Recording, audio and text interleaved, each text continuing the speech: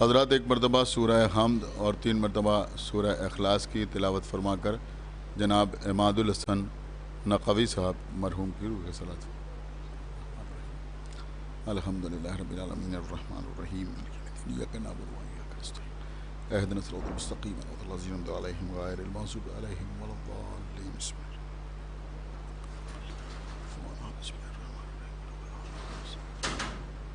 اللهم صل على محمد وعلى محمد صل على محمد عجل فرج فاتحة. بسم الله الحمد لله رب العالمين الرحمن الرحيم نعبد وإياك نستعين اهدنا الصراط المستقيم صراط الذين أنعمت عليهم غير المغضوب عليهم ولا الضالين.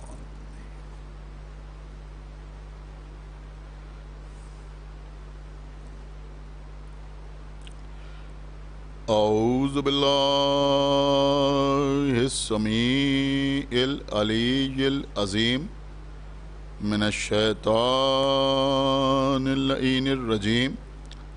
بسم اللہ الرحمن الرحیم.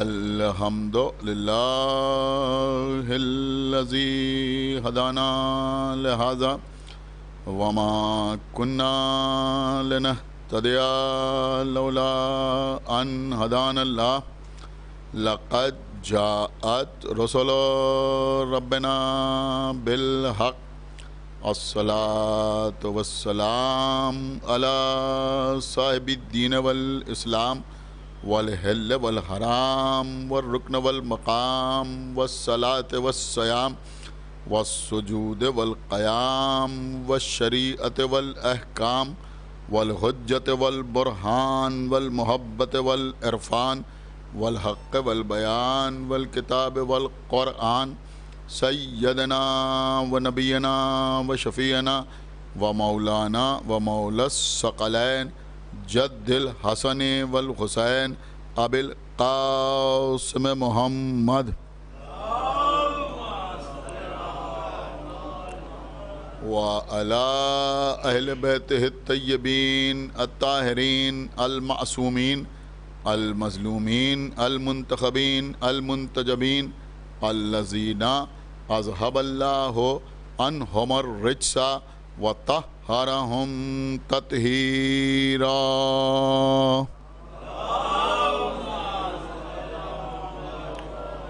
ولعنة الله على أعدائهم وقتلتهم وغاصبي حقوقهم ومنكري فضائلهم ومصائبهم أجمعين من الآن إلى يوم الدين.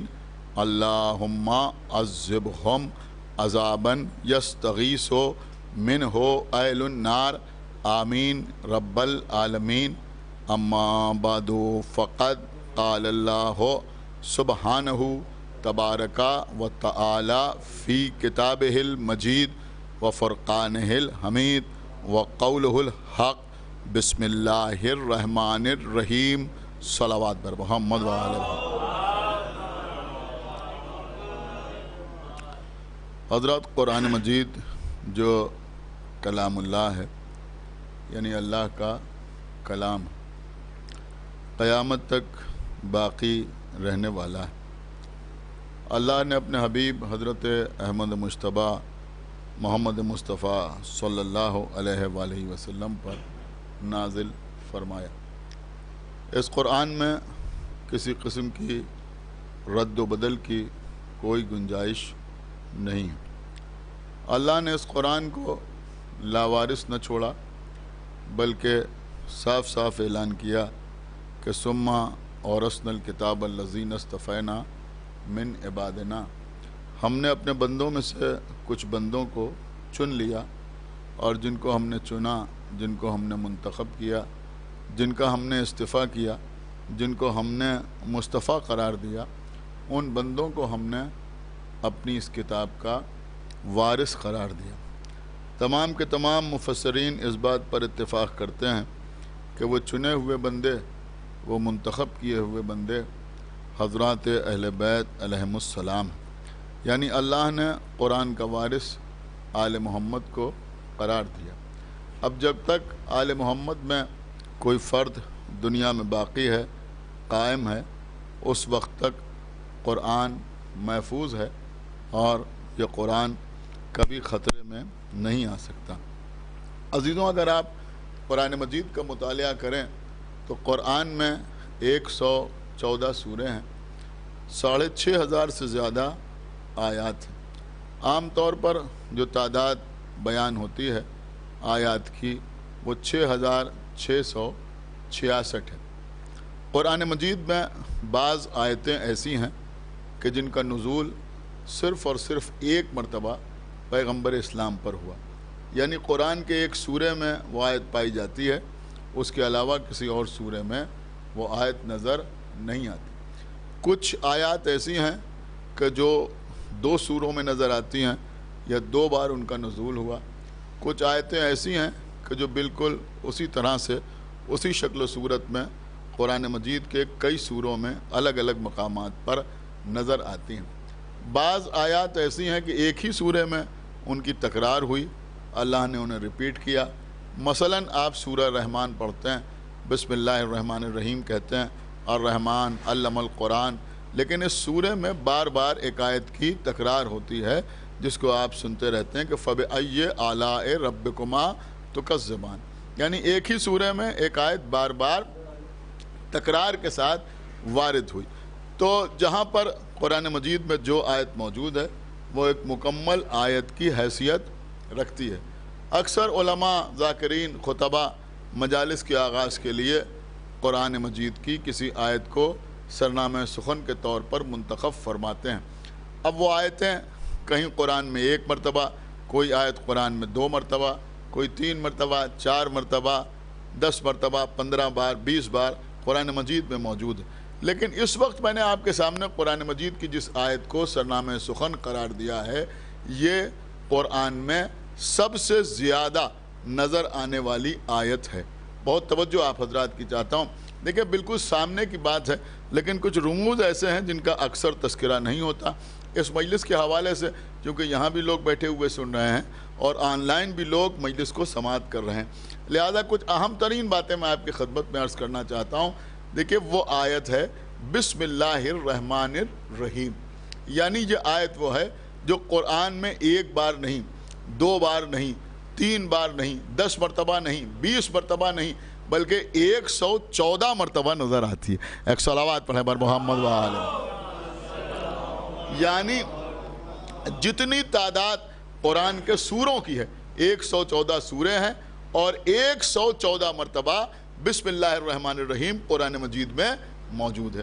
دیکھیں، قرآن کے 113 سوروں کا تو آغاز ہی بسم اللہ الرحمن الرحیم سے ہوتا ہے، یعنی ان کی ابتدا جو ہے وہ بسم اللہ الرحمن الرحیم سے ہوتی ہے۔ 114 سوریں، ان میں کتنے سورے؟ 113 سوروں کا آغاز بسم اللہ الرحمن الرحیم سے ہوتا ہے۔ ایک سورہ ایسا ہے جس کا آغاز بسم اللہ الرحمن الرحیم سے نہیں ہوتا۔ وہ کون سا سورہ ہے؟ کہ وہ ہے سورہ برات، وہ ہے سورہ توبہ، جس کا آغاز بسم اللہ الرحمن الرحیم سے نہیں ہوتا۔ لیکن اللہ کو اس آیت سے اتنی محبت تھی کہ قدرت نے یہ گوارا نہ کیا کہ سورے 114 ہوں اور بسم اللہ الرحمن الرحیم 113 مرتبہ قرآن میں آئے، لہذا سورہ نمل میں، نمل کہتے ہیں چیٹی کو۔ دیکھیں، یہ مجلسوں کے حوالے سے چھوٹی چھوٹی باتیں بچوں تک پہنچ جاتی ہیں تو بہت بہتر ہوتا ہے۔ نمل کہتے ہیں چیٹی کو، سورہ نمل یعنی چیٹی والا سورہ۔ اس سورے کو چیٹی والا سورہ اس لیے کہتے ہیں کہ اس سورے میں جناب سلیمان کا تذکرہ ہے، اور وہ مشہور و معروف واقعہ اسی سورے میں اللہ نے بیان کیا ہے کہ جناب سلیمان چلے جا رہے ہیں اور ایک ایسے راستے سے گزرے کہ جہاں وادی نمل تھی، یعنی چیٹیاں ہی چیٹیاں نظر آ رہی تھیں۔ تو جناب سلیمان کے کانوں میں یہ آواز آئی کہ چیٹیوں کا سردار جو ہے، اس لیے کہ اللہ نے جناب سلیمان کو جانوروں کی بولی سے، ان کی زبان سے واقف کرایا تھا اور ان کو علم عطا کیا تھا، لہذا جناب سلیمان نے سنا کہ چیٹیوں کا سردار پکار پکار کے کہہ رہا ہے اپنی قوم سے کہ تم اپنے اپنے بلوں میں چلی جاؤ، اس لیے کہ سلیمان اور ان کا لشکر آ رہا ہے۔ ایک صلوات پڑھے پر محمد و آلہ۔ اس وجہ سے اس سورے کو سورہ نمل کہتے ہیں، یعنی چیٹی والا سورہ۔ اس سورے میں اور بھی بہت کچھ بیان ہوا ہے، لیکن چونکہ یہ خاص واقعہ بیان ہوا ہے، یہ مزاج قرآنی ہے۔ میں اس لیے یہ سب باتیں عرض کرتا ہوں کہ تھوڑا سا سننے والوں میں قرآن مجید کے سلسلے میں کچھ دلچسپی پیدا ہو اور لوگ مائل ہوں۔ آپ قرآن کو پڑھیے تو بہت سے امور آپ پہ آشکار ہوں گے۔ مثلا سورہ بقرہ ہے، بقرہ کہتے ہیں گائے کو، 2.5 پاروں پر محیط ہے سورہ بقرہ۔ اس میں اللہ نے بہت سے واقعات بیان کیے ہیں، جناب آدم کا واقعہ بھی بیان کیا ہے، بنی اسرائیل کے واقعات بھی بیان کیے ہیں، بہت سے احکامات بھی بیان کیے ہیں، لیکن ایک جگہ پر جناب موسیٰ کے زمانے کا گائے والا واقعہ نقل کیا گیا ہے، لہذا اس سورہ کا نام سورہ بقرہ رکھ دیا گیا۔ اسی طرح سے سورہ کو سورہ نمل کہتے ہیں، اس لیے کہ اس میں یہ چیٹی والا واقعہ بیان ہوا ہے۔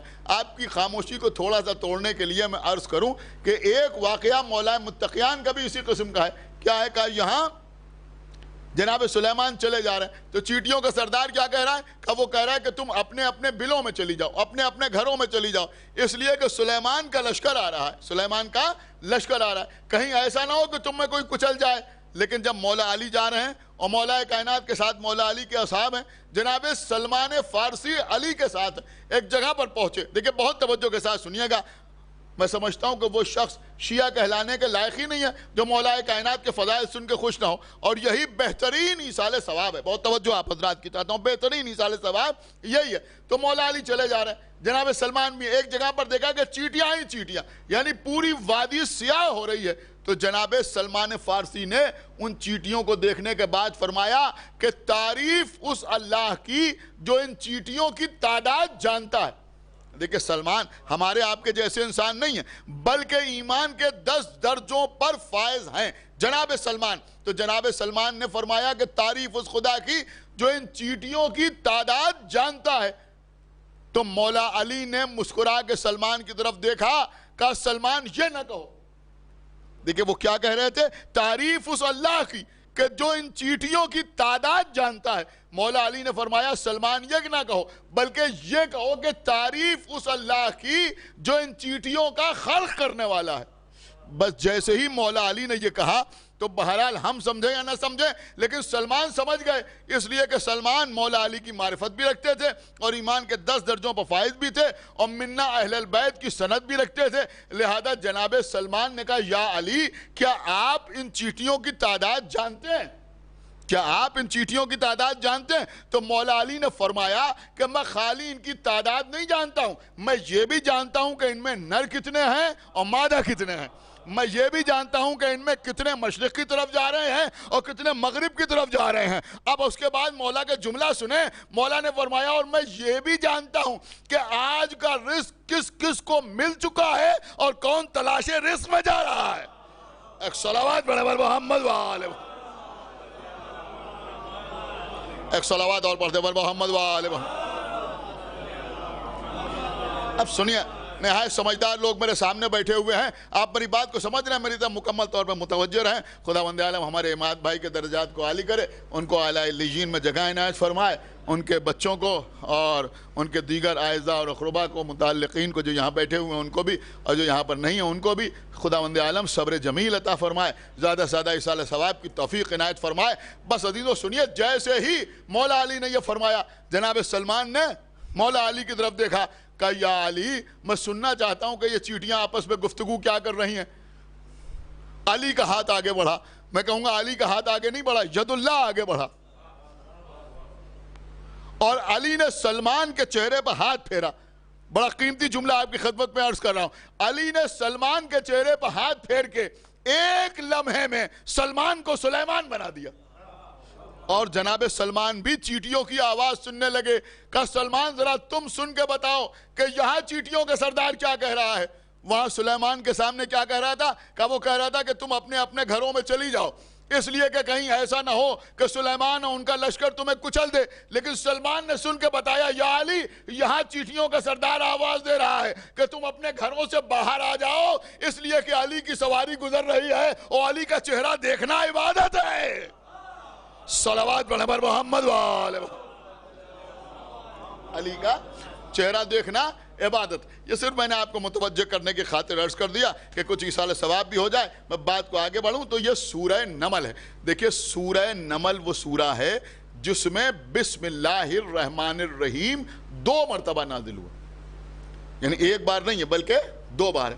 ایک بار بالکل شروع میں بسم اللہ الرحمن الرحیم سے جیسے تمام سورج شروع ہوتے ہیں ایسے ہی سورہ نمل بھی شروع ہوتا ہے.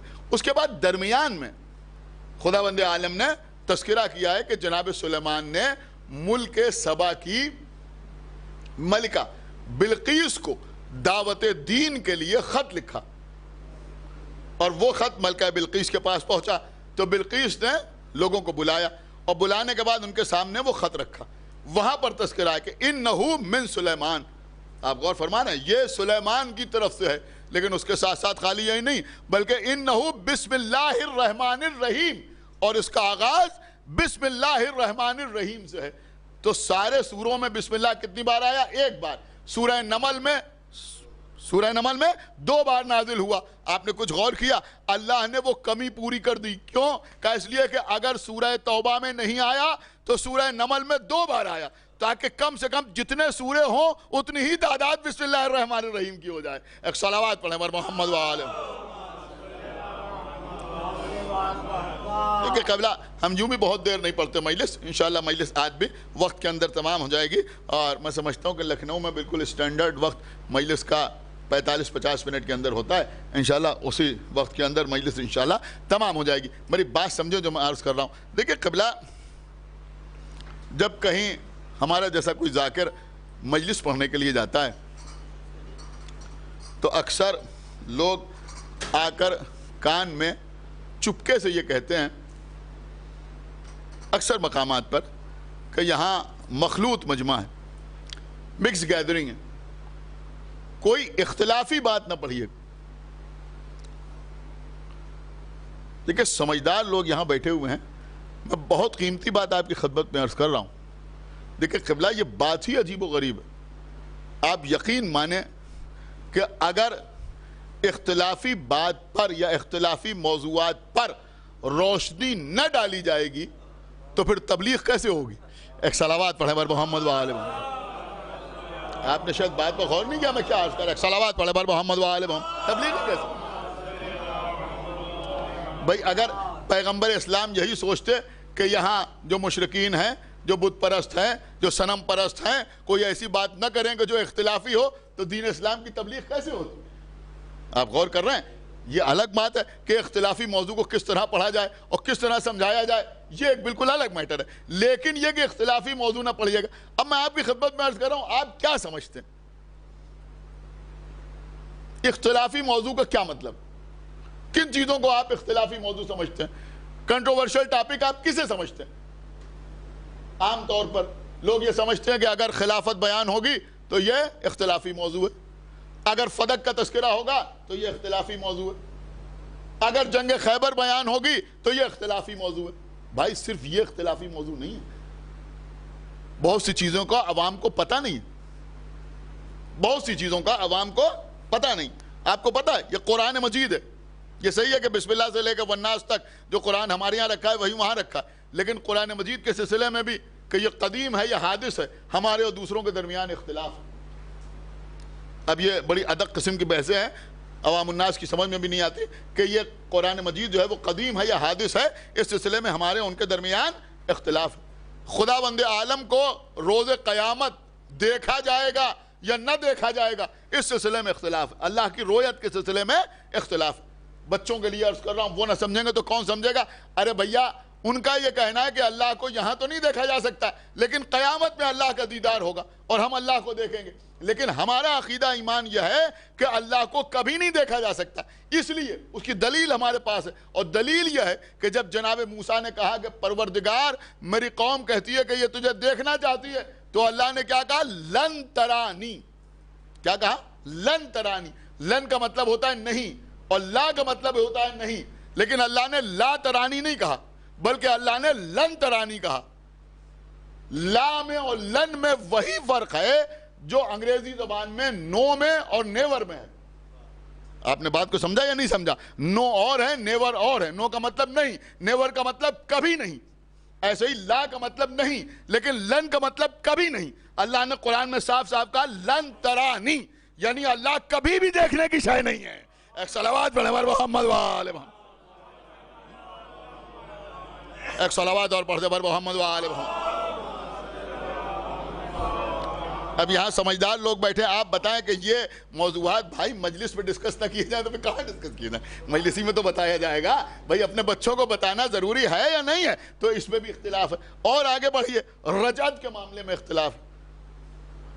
اسی وجہ سے اکثر فرقے، آپ کو شاید آپ کو بھی پتہ نہ ہو اور اکثر لوگوں کو معلوم نہیں ہے کہ ہم کو جہاں شیعہ کہتے ہیں یا ہم کو جعفری کہتے ہیں، وہیں ہم کو رجعتیہ بھی کہا جاتا ہے، یعنی شیعوں کو رجعتیہ بھی کہا جاتا ہے کہ یہ رجعت کے عقیدہ، رجعت پر عقیدہ رکھتے ہیں، یعنی قیامت سے پہلے لوگوں کو زندہ کیا جائے گا، یہ ہے عقیدہ رجعت۔ اس کے علاوہ مثلا تقیہ کے سلسلے میں اختلاف، تقیہ کے سلسلے میں اختلاف ہے، اس کے بارے میں میرے خیال میں آپ جانتے ہیں کہ تقیہ کے سلسلے میں کیا اختلاف ہے۔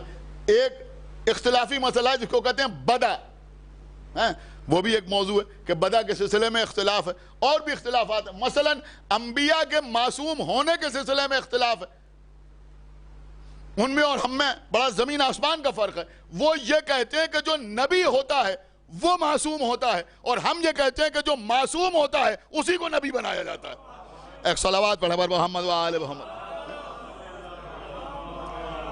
دیکھیں اس میں بہت سے اختلافات ایسے ہیں کہ جو بین الناس ہیں، یعنی انسانوں کے درمیان ہیں، قوموں کے درمیان ہیں، ہم بھی جانتے ہیں اور ان کا بھی ایک عام آدمی جانتا ہے۔ اور بہت سے اختلافات ایسے ہیں جو بین العلماء ہیں، یعنی علماء کے درمیان ہیں، عوام جو ہیں وہ اس سے واقف نہیں ہیں۔ جب علماء کتاب لکھتے ہیں یا آپس میں بحث کرتے ہیں تو ان معاملات میں ان کے اختلافات سامنے آتے ہیں۔ تو جہاں تمام اختلافات ہیں، یوں سمجھیں کہ کوئی مسئلہ اصول و فروع کا ایسا نہیں ہے جس میں غدیر و سقیفہ کے سلسلے میں اختلاف نہ ہو، ہر جگہ اختلاف ہے۔ اسی طرح سے بسم اللہ الرحمن الرحیم کے سلسلے میں بھی اختلاف ہے۔ آپ کہیں گے بسم اللہ میں کیا اختلاف ہے؟ دیکھیں ہو سکتا ہے بچوں نے اتنی ڈیٹیل سے کبھی سنا نہ ہو جو میں عرض کر رہا ہوں کہ بسم اللہ الرحمن الرحیم میں کیا اختلاف ہے۔ بھائی ہم بھی کھانا کھاتے ہیں تو کہتے ہیں بسم اللہ الرحمن الرحیم، وہ بھی کھانا کھاتے ہیں تو کہتے ہیں بسم اللہ الرحمن الرحیم۔ ہم بھی کوئی نیا کام کرتے ہیں تو کہتے ہیں بسم اللہ الرحمن الرحیم، وہ بھی کہتے ہیں بسم اللہ الرحمن الرحیم۔ تو پھر اختلاف کس بات کا ہے؟ ہمارے گھر میں بھی کتبہ لگا ہوا ہے بسم اللہ الرحمن الرحیم، ان کے گھر کے دروازے پہ بھی لکھا ہوا ہے بسم اللہ الرحمن الرحیم۔ ہمارے یہاں جو قرآن رکھا ہے اس میں بھی لکھا ہے بسم اللہ، ان کے یہاں بھی لکھا ہے بسم اللہ۔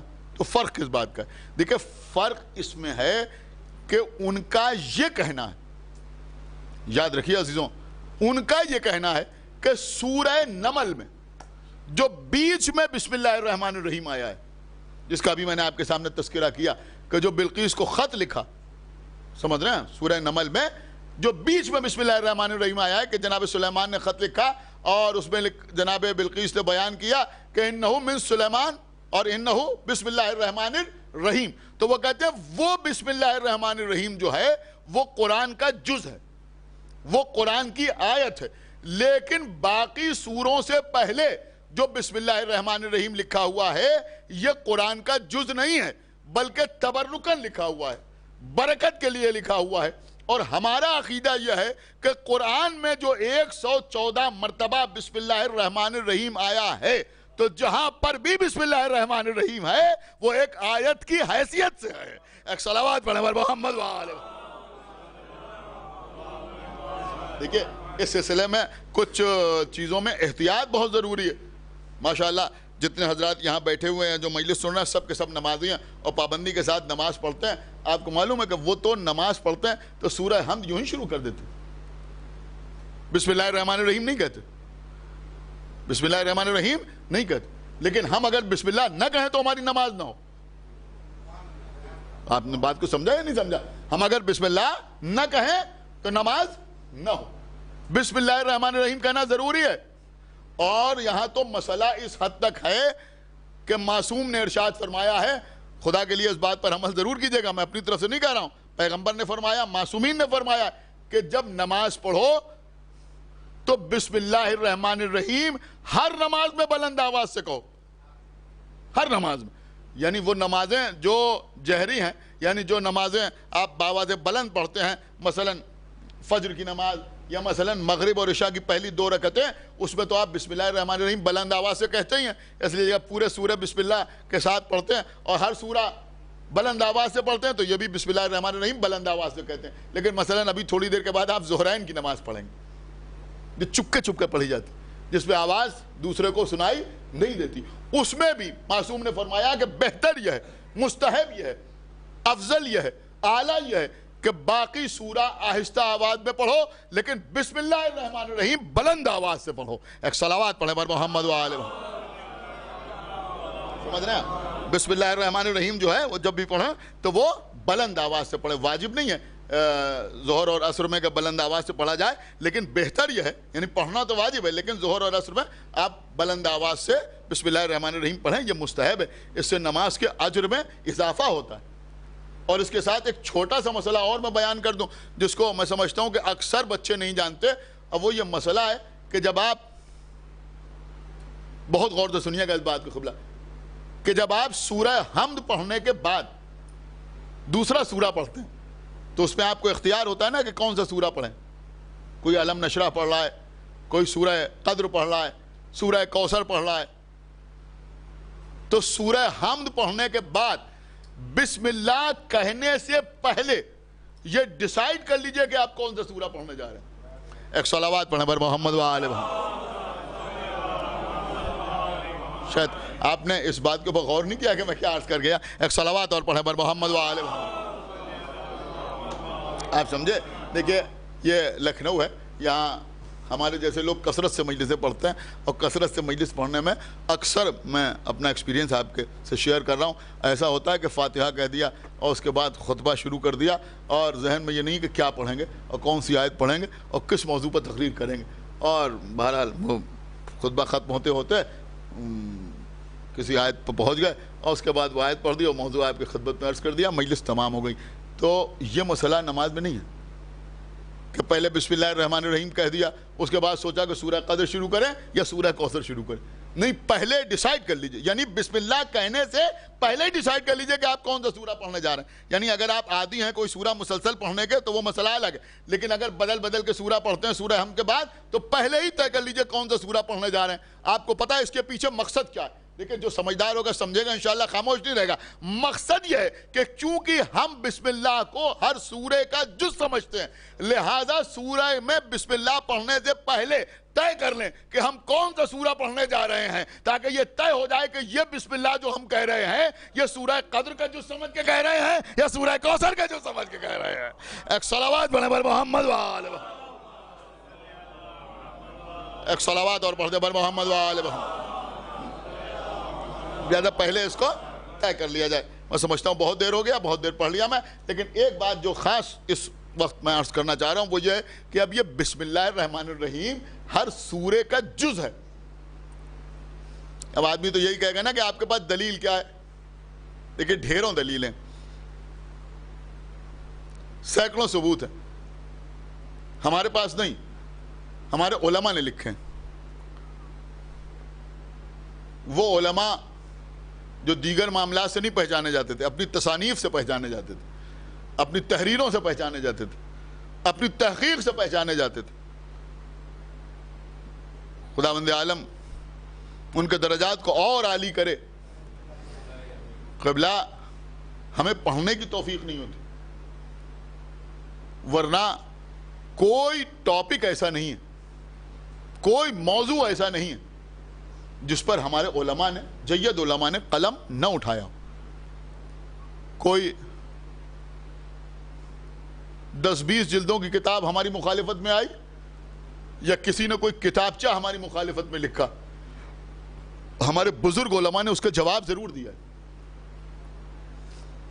یہ ہماری نااہلی ہے کہ وہاں سے جو کتاب آئی وہ ایک بار چھپی اور پھر بار بار چھپتی رہتی ہے، بار بار پرنٹ ہوتی رہتی، لیکن جواب جو ہمارے علماء نے لکھا وہ اس وقت ایک بار شائع ہوا اور اس کے بعد وہ کتابیں ختم ہو گئیں اور دوبارہ کسی کو توفیق نہیں ہوئی اس کو ری پرنٹ کرانے کی۔ یہ ایک درد ہے جو میں نے آپ کی خدمت میں بیان کیا ہے۔ دوبارہ ہمیں توفیق نہیں ہوئی اس کتاب کو چھپوانے کی، اور وہ اپنی کتاب کو بے غیرتی تو پھر چھپواتے رہے۔ آپ سمجھ رہے ہیں؟ اب آج جب وہ کتاب چھاپتے ہیں تو اس کے اوپر لکھتے ہیں کہ صاحب اس کتاب کا کوئی جواب نہیں ہے، اور ہمارے بچے جو ہیں وہ سوچتے ہیں ہاں اس کتاب کا کوئی جواب نہیں، لیکن ان کتابوں کے جوابات لکھے جا چکے۔ مثلا مثال کے طور پہ آپ کی خدمت میں عرض کروں کہ چند سال پہلے ایک کتاب چھپی اسی لکھنؤ میں آیات بینات کے نام سے، اگر آپ کو یاد ہو، اور 10,000 کاپیاں اس کی چھپوا کے بٹوائی گئیں، آیات بینات۔ ایک صاحب تھے اٹاوا میں، محسن الملک کہلاتے تھے، اور وہ شیعہ تھے خاندانی، بعد میں کسی وجہ سے انہوں نے دوسرا مسلک اختیار کر لیا تھا، انہوں نے کتاب لکھی آیات بینات۔ ہمیشہ ادھر سے یہ کہا جاتا ہے کہ صاحب آیات بینات کا جواب شیعہ نہیں لا سکے۔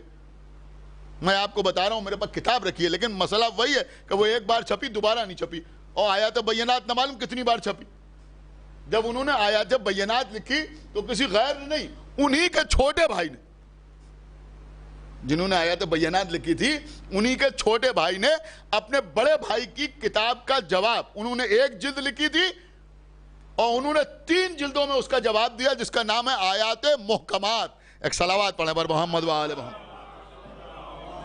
اس کا نام رکھا آیات محکمات۔ اس کی 2 جلدیں، پہلی اور دوسری جلد میرے پاس موجود ہے، تیسری جلد بہرحال میں ڈھونڈ رہا ہوں، مل نہیں رہی ہے، اور کہیں نہ کہیں موجود ضرور ہوگی، لیکن اس طرف بھی میں سمجھتا ہوں کیونکہ دور دور تک مجلس جاری ہے، متوجہ ہونے کی ضرورت ہے کہ مجلسوں میں ہم فقط دعاؤں کی کتابیں بانٹ دیتے ہیں جو لوگوں کے گھروں میں جمع ہوتی رہتی ہیں، اور اب ماشاءاللہ حیثیت اچھی ہے تو وظائف الابرار تقسیم کر دی اور تحفۃ العوام بانٹ دی، اور ہر گھر میں معلوم ہے اتنی وظائف الابرار رکھی ہیں اور ڈھیروں دعاؤں کی کتابیں رکھی ہیں۔ اور مجھے معاف فرمایا یہ تلخ بات ہے، لیکن میں کہہ رہا ہوں کہ اس کا حشر یہ ہوتا ہے کہ اس کو جمع کیا، اور جمع کرنے کے بعد جا کے کسی کربلا میں رکھ دیا، کسی مسجد میں لے جا کے رکھ دیا۔ میں سمجھتا ہوں کہ اگر اس کے بجائے بزرگوں کے ایصال ثواب کے لیے اس طرح کی کتابوں کو ڈھونڈ کے تلاش کر کے کسی ذاکر سے، کسی عالم سے، کسی خطیب سے پوچھ کر اگر ری پرنٹ کرایا جائے تو کوئی پڑھے یا نہ پڑھے، لیکن کم سے کم اس کتاب کی دوبارہ زندگی ہو جائے گی، اور یہ بھی ہمارے مرحوم کے لیے بہترین ایصال ثواب ہوگا۔ ایک صلوات پڑھیں پر محمد و آل محمد۔ سمجھ رہے ہیں میری بات؟ ایک صلوات اور پڑھ دے پر محمد و آل محمد۔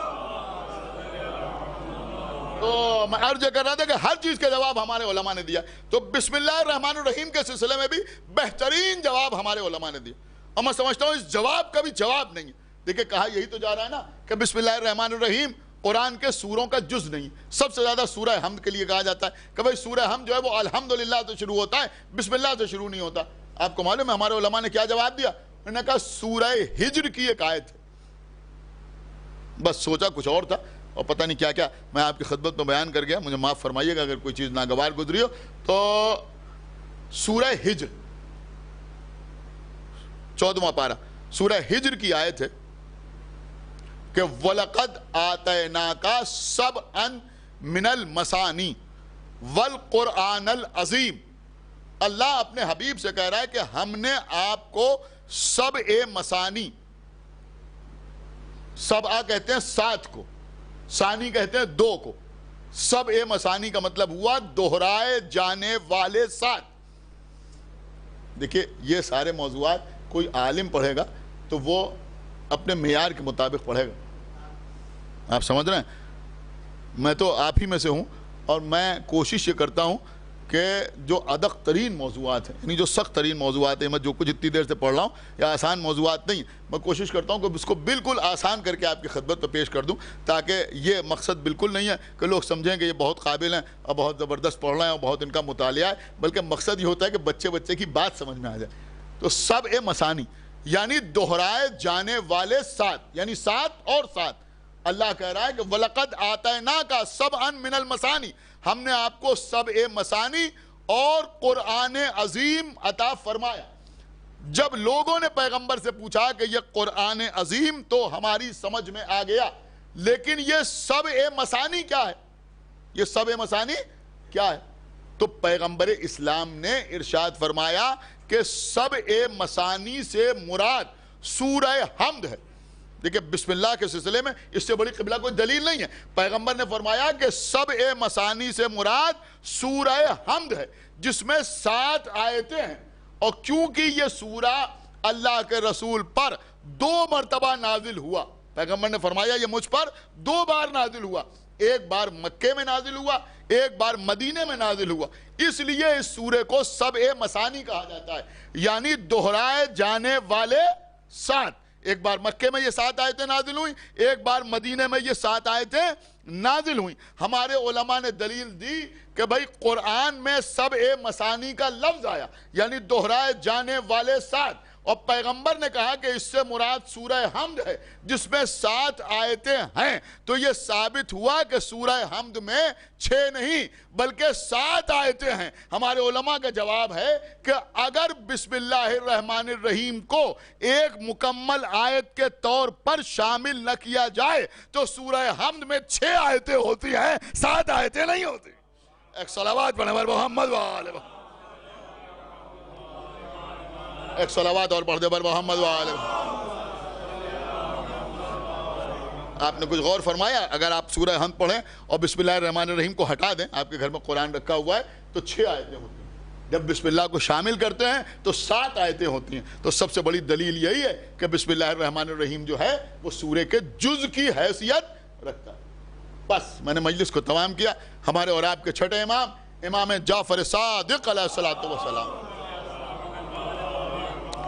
ارشاد فرماتے ہیں کہ سورہ حمد کو سبع مثانی کہا جاتا ہے، دہرائے جانے والے 7، اسی لیے اس وقت تک کوئی نماز مکمل ہی نہیں ہوتی جب تک اس میں 2 مرتبہ سورہ حمد نہ پڑھا جائے، یعنی جب تک 2 بار نہ پڑھے اس وقت تک نماز نہیں ہوتی۔ کم سے کم ہر نماز میں 2 مرتبہ تو آپ کو سورہ حمد پڑھنا ہی پڑھنا ہے۔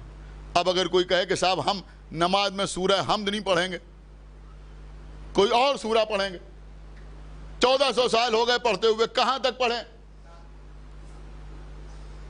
اب وقت ہے، یاد ہو گیا ہے، سورہ بقرہ پڑھ لیں، سورہ آل عمران پڑھ لیں، سورہ مائدہ پڑھ لیں، سورہ نساء پڑھ لیں، سورہ انعام پڑھ لیں، سورہ اعراف پڑھ لیں، سورہ انفال پڑھ لیں، سورہ توبہ پڑھ لیں، 114 سورہ، کب تک سورہ حمد پڑھیں گے؟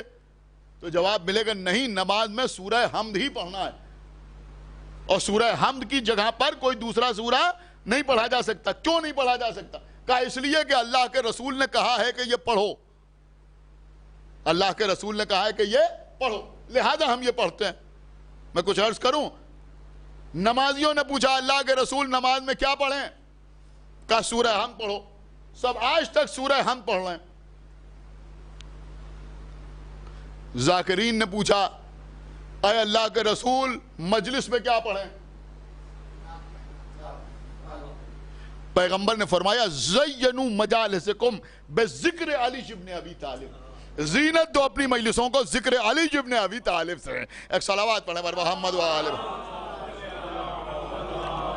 تو قبلہ پتہ یہ چلا کہ اس وقت تک نماز نہیں ہوتی جب تک اس میں سورہ حمد نہ پڑھا جائے، اور اس وقت تک مجلس نہیں ہوتی جب تک اس میں ذکر علی نہ کیا جائے۔ صلوات پڑھیں بر محمد وآلہ۔ اور عزیزوں الحمدللہ آپ اللہ کا جتنا شکر ادا کریں، یہ معاملہ شرمانے کا نہیں ہے بلکہ فخر کرنے کا ہے۔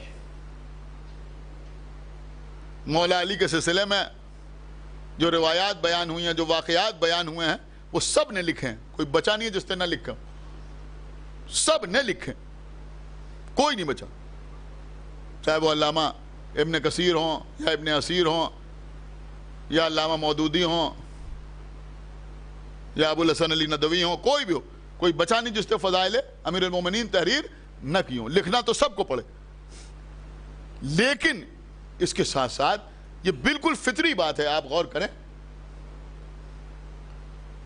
کہ ہم اللہ کا جتنا شکر ادا کریں اتنا کم ہے، کہ کبھی ہمارے کسی جوان کو، ہمارے کسی بوڑھے کو، ہمارے کسی بچے کو کسی دوسرے مسلک یا کسی دوسرے فرقے کے کسی شخص کے سامنے یہ کہنے کی ضرورت نہیں پڑتی کہ ہم بھی علی کو مانتے ہیں۔ آپ بتائیے کبھی آپ نے کسی سے کہا؟ نہیں کہا نا؟ کبھی آپ نے کسی سے کہا کہ ہم بھی علی کو مانتے ہیں؟ یہ جملہ استعمال کیا؟ کہ نہیں استعمال کیا۔ لیکن جب دوسرے ہمارے سامنے آتے ہیں تو وہ آگے کہتے ہیں کہ آپ ہی نہیں مانتے، ہم بھی علی کو مانتے ہیں۔ اس کا مطلب یہ ہوا کہ مولا علی کو ماننا ہماری پہچان ہے، ہمارا تشخص ہے۔ ایک صلوات پڑھیں بر محمد وآلہ۔ شیعہ ہونے کی شرط ہے، یہ شرط ہے، اس کے بغیر کوئی شخص شیعہ کہلانے کے لائق نہیں ہے۔ اور یہ بات تو علامہ اقبال کی بھی سمجھ میں آ گئی تھی، جنہوں نے فرمایا کہ ہے اس کی طبیعت میں تشیع بھی ذرا سا، ہے اس کی طبیعت میں تشیع کا مطلب شیعیت، وہ کہہ رہے ہیں ہے اس کی طبیعت میں تشیع بھی ذرا سا، تفضیل علی ہم نے سنی اس کی زبانی. وہ کہتے ہیں کیونکہ یہ علی کی فضیلت بیان کر رہا ہے لہذا اس کی طبیعت میں تھوڑی تھوڑی شیعت ضرور ہے، یعنی یہ تھوڑا تھوڑا شیعہ ضرور ہے. میں کہوں گا علامہ اقبال سے کہ اپنے مصرے پر قائم رہیے گا، اب جہاں کوئی علی کی فضیلت بیان کرتا ہوا نظر آئے مصرع یہی پڑھیے گا کہ ہے اس کی طبیعت میں تشیع بھی ذرا سا. اب اگر جناب آدم اپنی دعاؤں میں علی کے نام کا وسیلہ دیں تو پھر آدم کا نام لے کے کہیے کہ ہے اس کی طبیعت میں تشیع بھی ذرا سا. اب اگر جناب ابراہیم علی کا تذکرہ کریں آگ میں جاتے ہوئے تو ابراہیم کا نام لے کے کہیے کہ ہے اس کی طبیعت میں تشیع بھی ذرا سا. اب اگر جناب عیسیٰ دار پہ چڑھ کے آواز دیں کہ ایلی ایلی لما شبقتنی، اے علی تم مجھے چھوڑ کے نہ جانا، تو عیسیٰ کا نام لے کے بھی کہیے کہ ہے اس کی طبیعت میں تشیع بھی ذرا تھا. ابھی شاید آپ کو لطف نہیں آیا. اب اگر رسول اللہ علی کو ہاتھوں پر اٹھا کے دکھائیں اور فرمائیں کہ من کن تو مولا ہو فہذا علی مولا، تو محمد کا کلمہ پڑھ کے کہیے کہ ہے اس کی طبیعت میں تشیع بھی ذرا تھا. ایک صلوات پڑھیں پر محمد وآلہ. خالی یہی نہیں بلکہ اب اگر خانہ کعبہ کی دیوار مولا کائنات کی آمد پر شک ہو جائے تو کعبے پر ہاتھ رکھ کے کہیے کہ ہے اس کی طبیعت میں تشیع بھی ذرا سا. اب اگر قرآن میں جگہ جگہ علی کی فضیلت بیان ہو تو قرآن ہاتھ میں لے کے کہیے کہ ہے اس کی طبیعت میں تشیع بھی ذرا سا. لیکن عزیزوں یہاں ذرا سا تشیع نہیں ہے. آپ غور کر رہے ہیں یہاں ذرا سا تشیع نہیں ہے. ہم تھوڑے تھوڑے شیعہ نہیں. ایک صلوات پڑھیں پر محمد وآلہ. بس میں نے بات کو تمام کیا. خداوند عالم مرحوم کے درجات عالی کرے، ان کی مغفرت فرمائے. بس عزیزوں ہمارے یہاں تو اگر کوئی خوشی کا موقع ہو تب بھی اہل بیت کو یاد کیا جاتا ہے، اور اگر کوئی غم کا موقع ہو تب بھی آل محمد کو فراموش نہیں کیا جاتا. اور یہی سب سے بڑی نسبت ہے، سب سے بڑا تعلق ہے. یہ تو بالکل سامنے کی بات ہے. کوئی پولیٹیشین مر گیا مثلا، اب ٹی وی پر اخبار میں کسی پارٹی کا تذکرہ ہو رہا ہے، اس کا کیا مطلب ہوا؟ سننے والا پڑھنے والا سمجھ لے گا نا کہ اس مرنے والے کا اس پارٹی سے تعلق تھا. کسی کے مرنے کے بعد کسی ادارے کا تذکرہ ہو رہا ہے،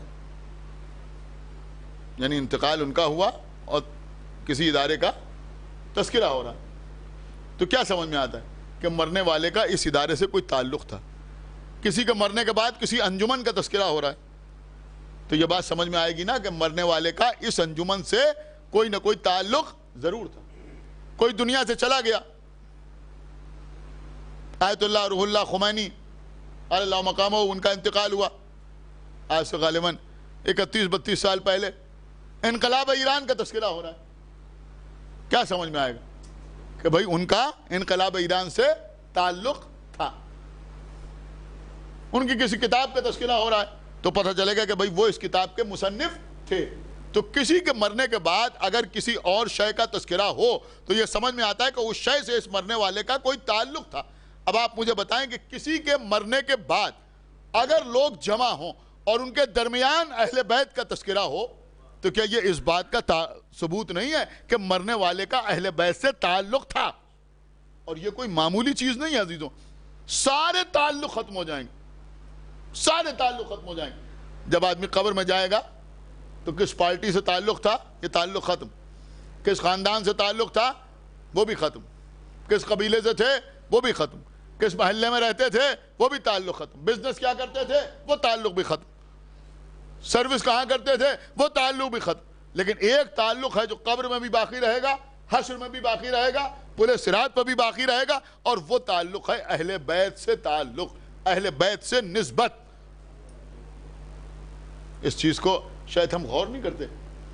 یہ مجلس ہو رہی ہے نا، اس سے پہلے مرحوم کے سیوم کے لیے مجلس منعقد ہوئی. سیوم اماد صاحب کا تھا، 40واں اماد صاحب کا ہے. لیکن مجلس امام صاحب کی نہیں ہو رہی. یعنی آپ اصطلاحاً کہہ دیتے ہیں لیکن آپ مجھے بتائیے مجلس ان کی نہیں ہو رہی. جو اشتہار چھپتا ہے اس پہ کیا لکھا جاتا ہے کہ ان کا انتقال ہو گیا, لکھا انہوں نے کہ ہمارے والد کا انتقال ہو گیا اور یہ غم برداشت کرنے کے قابل نہیں تھا, اگر ہمارے سامنے کربلا کا واقعہ نہیں ہوتا. یہی تو تحریر ہوتا ہے نا. لہذا ان کے ایصال ثواب کے لیے ایک مجلس سید الشہداء کا انعقاد کیا گیا. یعنی مجلس جو ہو رہی ہے یہ کیا ہو رہی ہے؟ یہ امام حسین کی مجلس ہو رہی ہے. یہ میں صرف اس لیے عرض کر رہا ہوں کہ کچھ لوگوں کے ذہن میں انہوں نے کہا وہ مجلس امام حسین کی ہے اور یہ ایصال ثواب کی ہے. نہیں, یہ مسئلہ نہیں ہے. فرش عزا اگر بچھا ہوا ہے تو یہ مجلس امام حسین ہی کی ہو رہی, چاہے وہ ایام عزا کی مجلس ہو اور چاہے کسی کے ایصال ثواب کی مجلس ہو. ارے بھائی قرآن تو قرآن ہی رہے گا, چاہے رمضان میں آپ برکت کے لیے پڑھیں چاہے کسی کے ایصال ثواب کے لیے پڑھیں, لیکن قرآن تو قرآن ہی ہے. قرآن تھوڑی بدل جائے گا. ایسے ہی فرش عزا تھوڑی بدل جائے گا, مجلس تھوڑی بدل جائے گی. مجلس تو امام حسین ہی کی. اب اس سے بڑا شرف کیا ہوگا؟ اس سے بڑا شرف کیا ہوگا کہ ہمارے ہاں کسی کا انتقال ہو گیا اور فلاں آ گئے, فلاں آ گئے, فلاں آ گئے, فلاں آ گئے, لوگ خوش ہوتے ہیں. انہوں نے کہا بھائی وہ تعزیت کے لیے آ گئے, وہ تعزیت کے لیے آ گئے, وہ تعزیت کے لیے آ گئے. لیکن جب مجلس ہوتی ہے تو خالی وہ نہیں, بلکہ جب امام حسین کے نام کا فرش بچھایا جاتا ہے تو حسین کی دکھیا ماں فاطمہ زہرا رومال سفید لے کے آ جاتی. غنیمت جانی ہے ان چیزوں کو. یہ ذکر حسین کسی بھی صورت میں ہو, میں پیغام کی صورت میں یہ بات آپ کی خدمت میں عرض کر رہا ہوں, قدر کیجئے, احترام کیجئے, ورنہ آپ یقین مانیں کہ وہ فن ختم ہو جاتا ہے جس کی قدر نہیں کی جاتی. چاہے وہ ذاکری ہو یا سوز خانی ہو یا نوحہ خانی ہو یا کوئی انجمن لے کے آئے یا کوئی مرثیہ خانی کرے, لیکن اگر بنام حسین کچھ کھو رہا ہے تو اس کی قدر کرنا ہماری ذمہ داری ہے. عزیز, بہت بڑی ذمہ داری. ایسا نہ ہو کہ ہمارے گھر میں شب بیداری ہو رہی ہے اور انجمن ماتم کر رہی ہے اور ہم اپنے ڈرائنگ روم میں بیٹھے اپنے احباب کے ساتھ ہنسی مذاق کر رہے ہیں, اور انجمن کے افراد, چند افراد, میرے خیال میں یہاں جو انجمن سے تعلق رکھنے والے افراد بیٹھے ہیں وہ تجربے کی بنیاد پر میری بات کی تائید کریں گے. ایسا ہوتا ہے یا نہیں ہوتا؟ ہوتا ہے نا؟ غلط تو نہیں کہا میں؟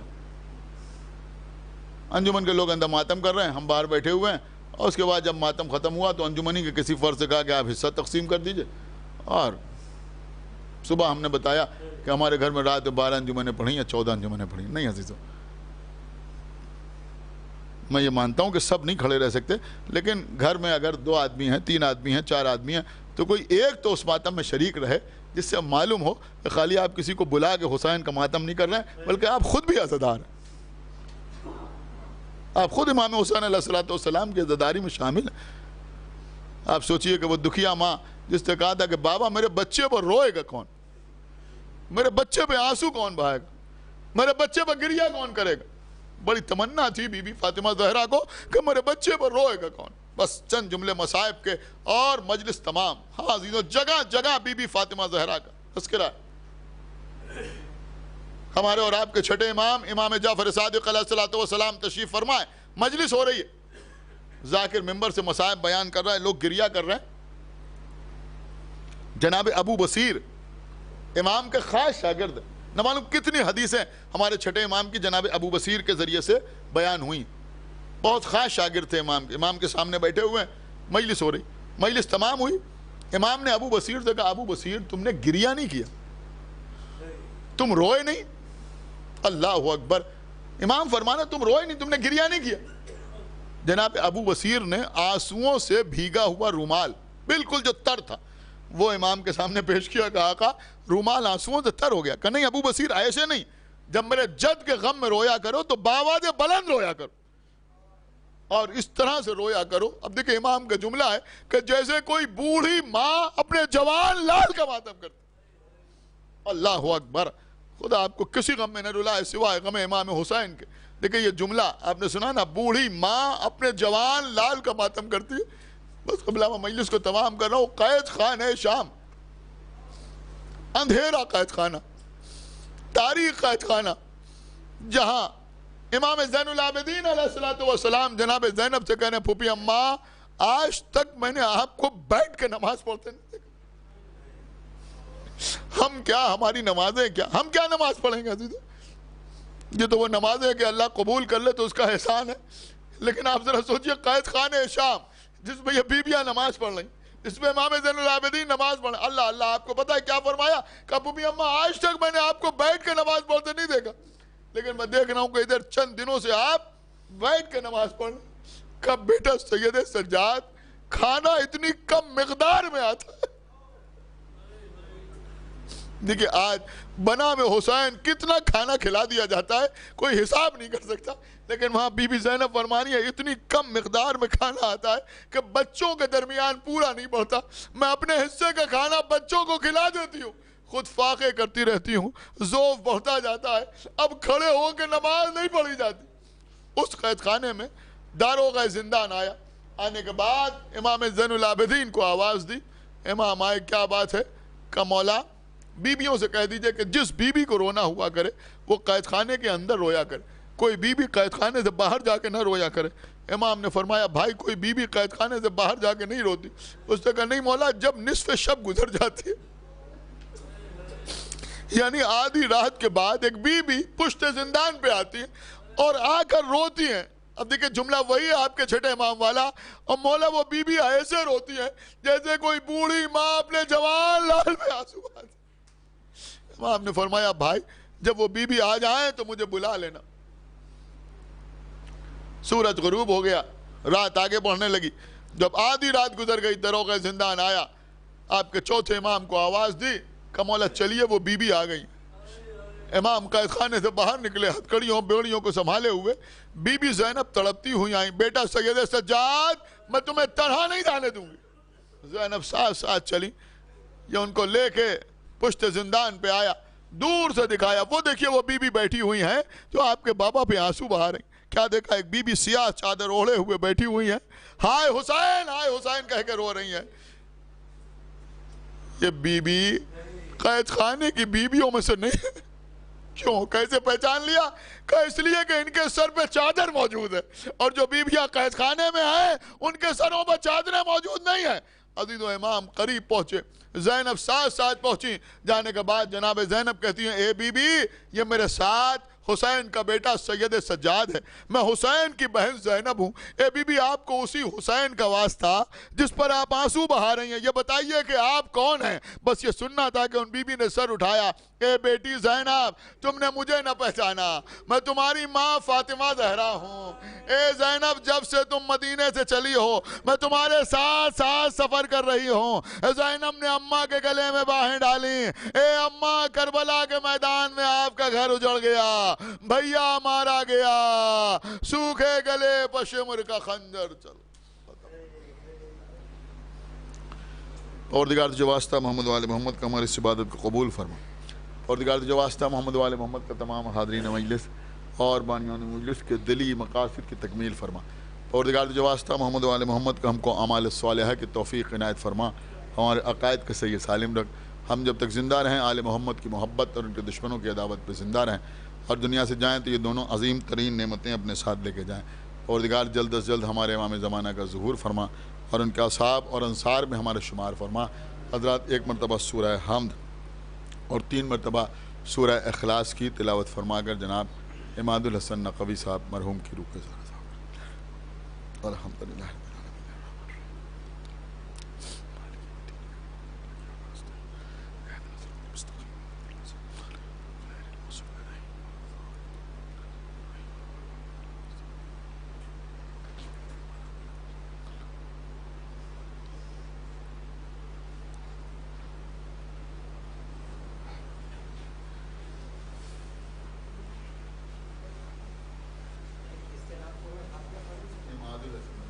عبد الحسن جی